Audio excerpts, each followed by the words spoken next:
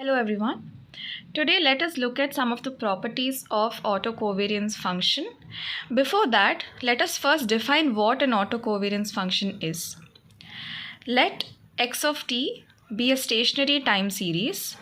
Then the auto-covariance function is given by nu of h is equal to covariance between xt plus h and xt.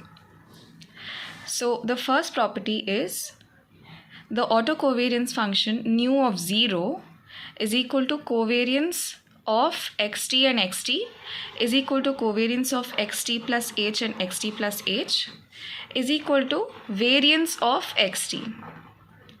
Now we know that variance of xt is greater than or equal to 0.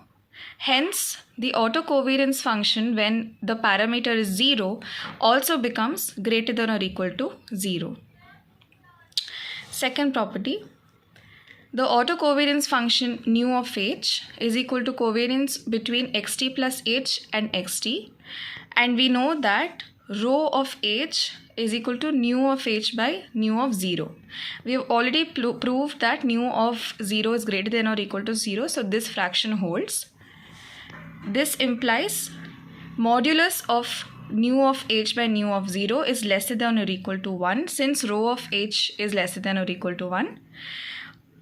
Hence, the autocovariance function with parameter h is lesser than or equal to nu of 0. That is autocovariance with parameter 0. Third and the last property is nu of h is equal to covariance between xt plus h and xt is equal to, when we interchange the terms, that is correlation between xt and xt plus h results in a negative autocovariance function, that is nu of minus h. This implies nu of h is equal to nu of minus h, which can also be written as nu is an even function.